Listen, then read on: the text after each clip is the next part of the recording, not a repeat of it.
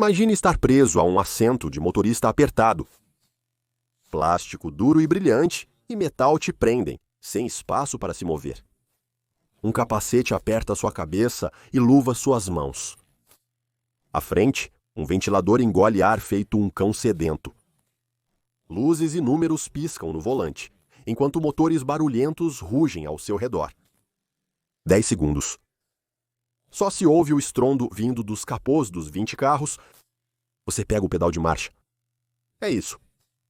Seu coração bate muito mais forte que o V6 gritando atrás de você. A luz verde pisca. Pise fundo no pedal do acelerador. Mais de 900 cavalos te empurram para trás com força. Tudo lá fora são apenas manchas borradas. 4,5 Gs te esmagam firmemente a mais de 160 milhas por hora. Ventos fortes puxam seu capacete, mas não o arrancam. Suas mãos suadas giram o volante em uma curva apertada, pneus chiando. Tudo parece espremido, Gs rasgando seu corpo. A parede de concreto passa voando pelo seu cotovelo. Você acelera e cola seus olhos na traseira do carro, de corrida à frente, esperando por uma abertura. Um jogo de pega-pega de alto risco, a 350 km por hora, como gato e rato. Isso é corrida de Fórmula 1. Nestas velocidades, cada fração de segundo conta e uma reação errada pode significar desastre e até mesmo morte. Junte-se a nós nesta cobertura emocionante das 6 piores fatalidades neste esporte extremo. A Fórmula 1, F1, é a categoria máxima de corridas internacionais para carros de fórmula de monoposto com rodas expostas. É chamada de Fórmula 1 porque adere a um conjunto estrito de regras ou fórmula que especifica limitações sobre tecnologia e designs para os carros de corrida.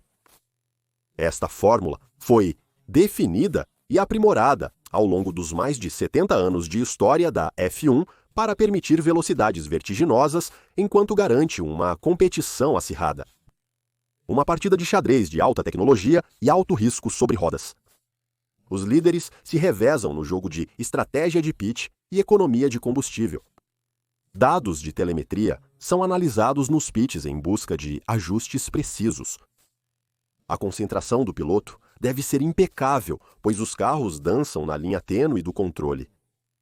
Em um esporte onde milionésimos de segundo separam os lugares no pódio, os riscos são grandes, mas a glória é maior para aqueles que conseguem dominar tanto o carro quanto o percurso. A Fórmula 1 mistura de maneira única perigo, tecnologia de ponta, estratégia e tomada de decisões em frações de segundo na corrida de mais alto nível do planeta. Quando 20 pilotos corajosos competem em pistas de corrida projetadas para altas velocidades e curvas fechadas, algumas fatalidades são inevitáveis. Desde o seu início, cerca de 52 pilotos morreram no asfalto quente do circuito, e este número não inclui fiscais e espectadores.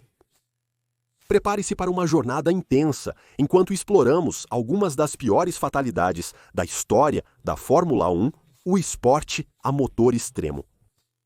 Os acidentes que você verá a seguir estão entre os mais brutais da história da F1, mas alguns deles mudaram o rumo da segurança no esporte. O primeiro grande prêmio do Campeonato Mundial de Fórmula 1 ocorreu em 13 de maio de 1950, no circuito de Silverstone, na Inglaterra. Era, inquestionavelmente, um novo esporte de risco. Em 1952, ano em que os capacetes se tornaram obrigatórios, o mundo testemunhou a primeira fatalidade na F1 com Cameron Earl durante um teste. Este foi o início de uma longa série de mortes que só começou a diminuir nos anos 80 e 90. Após 2 mortes devastadoras e desnecessárias em 1994, a Fórmula 1 decidiu implementar procedimentos de segurança padronizados. Isso veio com designs de capacetes aprimorados, barreiras mais resistentes, novos pneus e laterais de cockpit mais altas para melhor proteção do piloto. Apesar desses acidentes terem mudado a segurança da F1, eles empalidecem perto da brutalidade que você está prestes a testemunhar.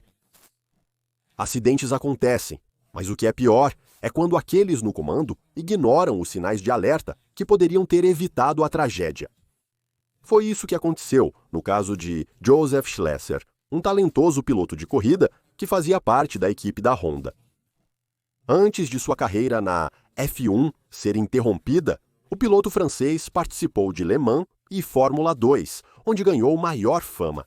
Em 1968, surgiu uma oportunidade para Joe estar no cockpit de um carro de Fórmula 1 durante o Grande Prêmio da França. Era o mais recente Honda RA 302, completo com um motor experimental refrigerado a ar e chassi de magnésio. O carro experimental de F1 foi testado por ninguém menos que a lenda das corridas, John Surtees. Ele disse à equipe da Honda que o carro não estava pronto para as corridas e o chamou de uma possível armadilha mortal. Mesmo assim, a Honda queria mostrar sua mais recente inovação.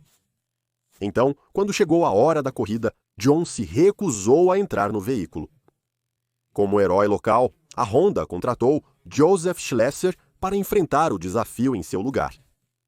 Na segunda volta dos 60, o alerta severo de John Surtees virou uma realidade dolorosa. Na sexta curva da feira, sem qualquer aviso, o Honda RA 302 deslizou, girou descontroladamente e bateu violentamente na barreira lateral. 58 voltas de combustível, bem como o chassi de magnésio altamente inflamável, pegaram fogo, prendendo Joe no veículo e impedindo que os fiscais se aproximassem o suficiente para tirá-lo de lá.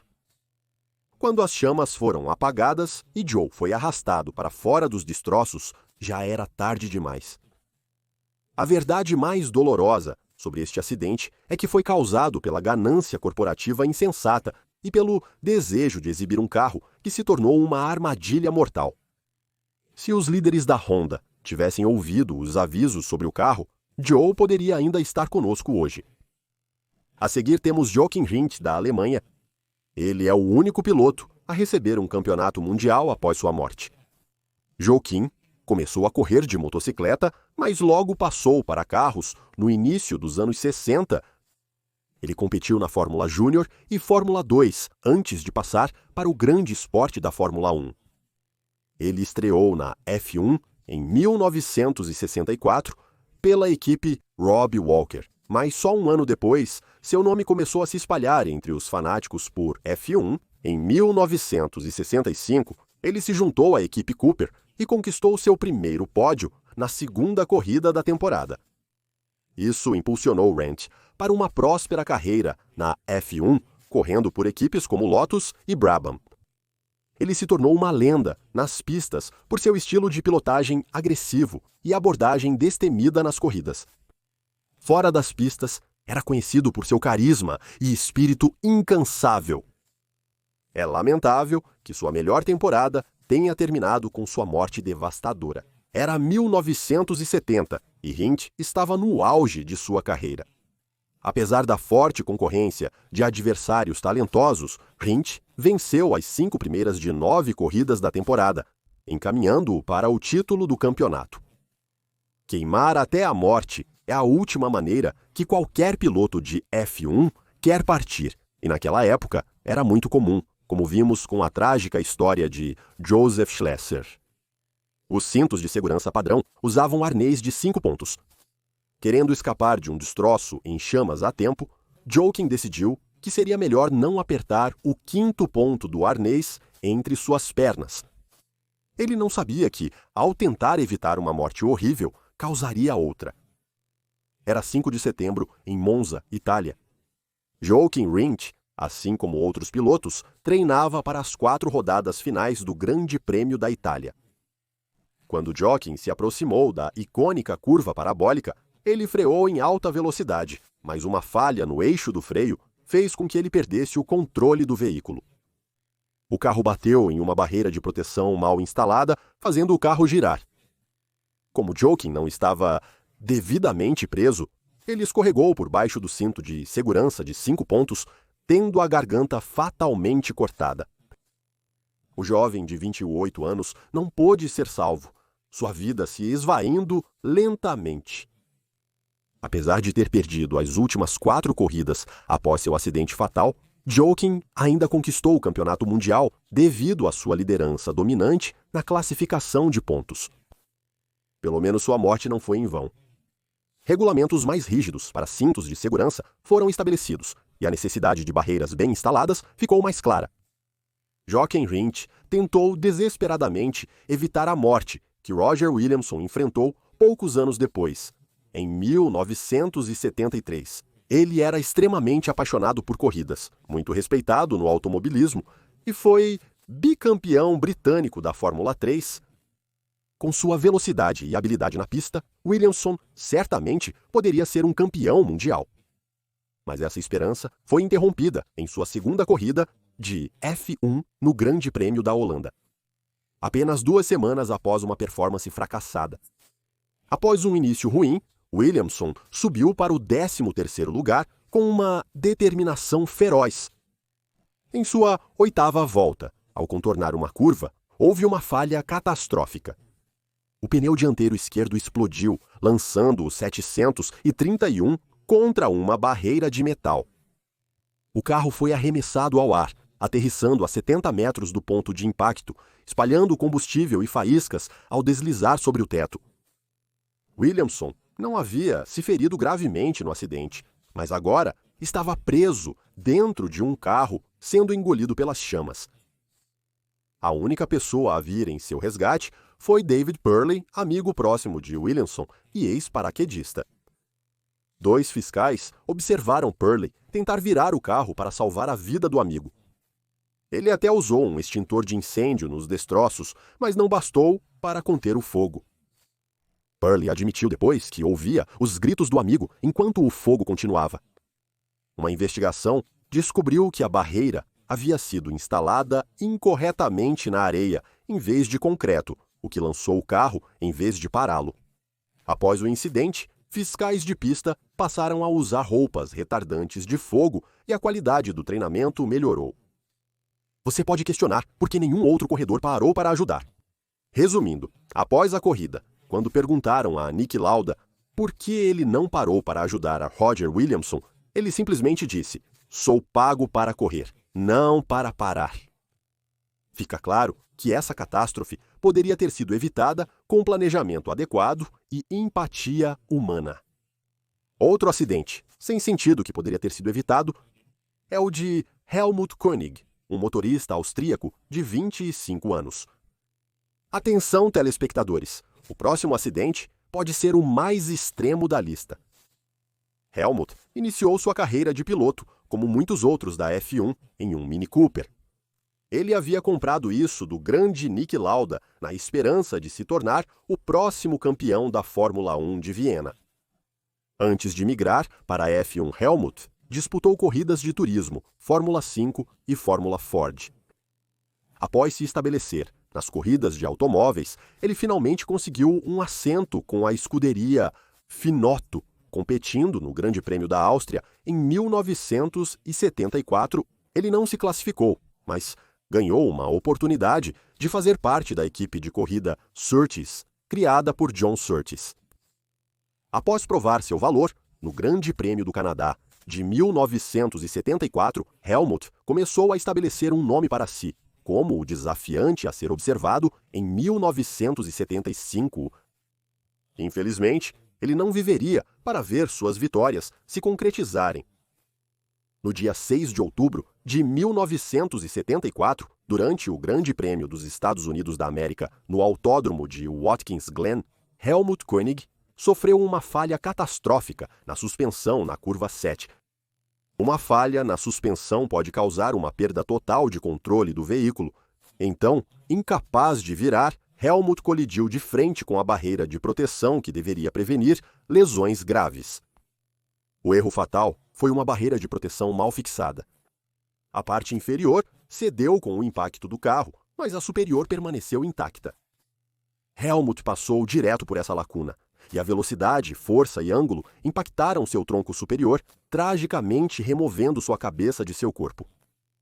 O que normalmente teria sido um acidente de baixa velocidade com ferimentos leves se transformou em um acidente bizarro que traumatizou todos os presentes naquele dia.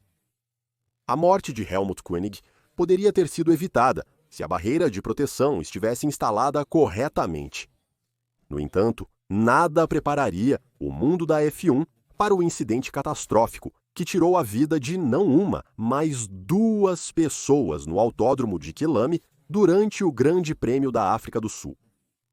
Um desses homens era o promissor Tom Pryce, um piloto de corrida galês que surpreendeu a Fórmula 1. Pryce começou a correr pela pequena equipe Token Racing, fazendo sua única largada no Grande Prêmio da Bélgica de 1974. Ele se juntou à equipe Shadow e começou a saborear a fama e o sucesso. Ele conquistou seu primeiro pódio na Áustria em 1975 e o segundo veio no Brasil 1 ano depois. Todos começaram a ouvir falar do jovem galês, conhecido por suas velocidades ousadas na pista e sua personalidade genuinamente humilde fora dela. A equipe de Pryce o considerava um dos melhores pilotos na chuva, mantendo o controle do carro quando outros o perderiam. Ironicamente, dado que seu incidente fatal aconteceu sob chuva. Durante uma sessão de treinos para o Grande Prêmio da África do Sul de 1977, Tom estava demolindo a competição. Isso não foi uma pequena façanha, já que a competição incluía nomes como Niki Lauda e James Hunt. No entanto, na 22ª volta, Tom havia ficado para trás e estava levando seu carro ao limite para tentar alcançar. Foi então que a tragédia aconteceu. O colega de equipe de Tom Pryce, Renzo Zorzi, teve um problema na unidade de medição de combustível que o levou a parar no lado esquerdo da reta principal para pedir ajuda. Um comissário adolescente, chamado Frederik Jansen van Vuren, correu pela estrada para apagar o fogo que começou a arder no motor de Zorzi, mas naquele instante, Pryce apareceu em uma curva, viajando a uma velocidade estimada de 170 milhas por hora. Ele atingiu o comissário adolescente no pé, fazendo-o girar pelo ar e cair do outro lado da estrada. Em um trágico acaso do destino, o extintor de incêndio que o comissário carregava atingiu Tom Pryce no capacete, matando-o instantaneamente. O que torna este acidente ainda mais triste é que Tom Pryce, de 27 anos, tinha um futuro tão brilhante pela frente. Com seu sucesso constante, Pryce foi visto como um potencial futuro vencedor e campeão mundial de corridas. Ele foi o único galês a vencer na Fórmula 1. Felizmente, a segurança da Fórmula 1 melhorou imensamente desde a sua criação. Houve apenas 5 fatalidades desde 1994. Por isso, a morte de Jules Bianchi em 2015 foi um choque tão grande para a comunidade. Foram 20 anos de paz na F1 sem fatalidades. Jules era neto de Mauro Bianchi, um ex-corredor que competiu em 3 grandes prêmios de Fórmula 1 não campeonato em 1961. As corridas corriam em seu sangue, pois ele queria seguir os passos de seu avô nas pistas. Embora não tenha vencido nenhuma corrida, Jules tinha uma paixão pelo esporte tanto quanto qualquer campeão. Em 2012, ele entrou no mundo da Fórmula 1 como piloto de prática para a Sahara Force India e, no ano seguinte, fez sua estreia correndo pela Marúcia. Nesse período, o melhor resultado foi o 13º lugar no Grande Prêmio da Malásia. Como um jovem no cenário, havia esperança de um futuro próspero no esporte. Tudo isso acabou abruptamente em 5 de outubro de 2014. Foi a 43ª volta no Grande Prêmio do Japão. Uma forte chuva caiu no circuito de Suzuka devido ao tufão Fanfone. Adrian Sutil, da equipe Sauber, já havia derrapado devido às condições molhadas, batendo em uma barreira lateral. Enquanto um veículo de resgate cuidava do veículo de Adrian, Jules contornou a curva complicada em alta velocidade sem conseguir reduzir o suficiente para a pista escorregadia. Ele rodou e bateu no veículo de resgate com tanta força que levantou a pesada maquinaria. Jules sofreu o que é chamado de lesão axonal difusa, que é um trauma extremo no cérebro. A corrida foi interrompida e Lewis Hamilton declarado vencedor. A trágica história de Jules, de 25 anos, prosseguiu. Ele foi mantido em coma artificial por um mês inteiro. Mais de 90% das pessoas que sofrem de uma lesão axonal difusa nunca recuperam a consciência e, com o tempo, os esforços dos médicos e neurocirurgiões foram em vão. O impacto e o trauma da colisão com o veículo de resgate foram extremos demais. Jules Bianchi faleceu 9 meses após sofrer ferimentos na cabeça em um acidente no Japão. Homenagens foram prestadas com a equipe Marussia, descrevendo Bianchi como um ser humano magnífico e um talento brilhante. Lewis Hamilton dedicou sua vitória a Jules. Obrigado por assistir a história de hoje. Conte-me sua opinião nos comentários e nos vemos na próxima.